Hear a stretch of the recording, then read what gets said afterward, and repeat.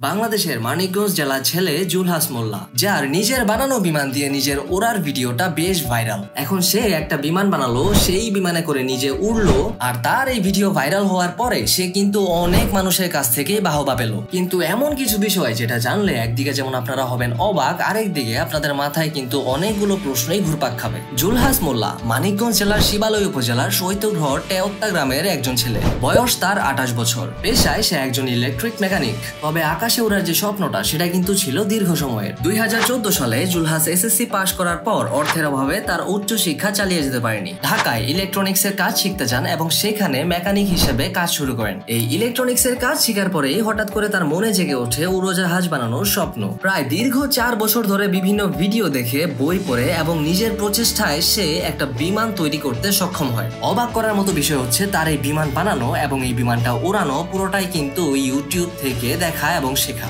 আর তিনি যে বিমানটা বানিয়েছেন সেটাকে বলা হয় আল্ট্রালাইট এয়ারক্রাফট। আর এটাকে আল্ট্রালাইট বলার কারণ হচ্ছে এই এয়ারক্রাফট গুলো ওজনে অনেক বেশি হালকা হয়। এই বিমানটির ওজন প্রায় 100 কেজি, সর্বোচ্চ 70 কিলোমিটার গতিতে উঠতে পারে এবং 50 ফুট উচ্চতায় উঠতে সক্ষম। অনেক চেষ্টা প্রচেষ্টার পরে সে কিন্তু তার এই এয়ারক্রাফটটা খুব সুন্দর এবং সফলভাবে উড়াতে সক্ষম হয়। তার এই বিমানের সফল উড্ডয়নের ভিডিওর পর অনেকেই কিন্তু তাকে বিভিন্ন ভাবে সাহায্য করতে চাইছে এবং অলরেডি ডিসি এবং বিএনপির একজন সিনিয়র নেতা তাকে কিন্তু আর্থিকভাবে সাহায্য করেছে। এখন বলি সেই প্রশ্ন যা কেউই করেনি এবং সেই উত্তর যা কেউই পায়নি। আপনি কি জানেন বাংলাদেশের মধ্যে এমন অনেক মানুষ আছে যারা চাইলেই কিন্তু এই ধরনের এয়ারক্রাফট গুলো বানাতে পারে। ইভেন আপনি নিজেও এই ধরনের একটা এয়ারক্রাফট বানিয়ে ফেলতে পারেন। যদি ইলেকট্রনিক্স এবং অ্যারোনটিক্স এর বিষয়গুলোতে আপনার জ্ঞান থাকে তবে আপনিও কিন্তু চেষ্টা করলে এই ধরনের আল্ট্রালাইট এয়ারক্রাফট বানাতে পারেন। আর এই জ্ঞান অর্জন অনেক বেশি সময় সাপেক্ষ বিষয় এমনটাও কিন্তু না। বিভিন্ন উন্নত দেশগুলোতে কিন্তু অনেক কম বয়সী তরুণদেরও এই ধরনের বিমান বানাতে এবং উড়াতে দেখা যায়। কিন্তু আমাদের বাংলাদেশে এটা অনেক বেশি নতুন,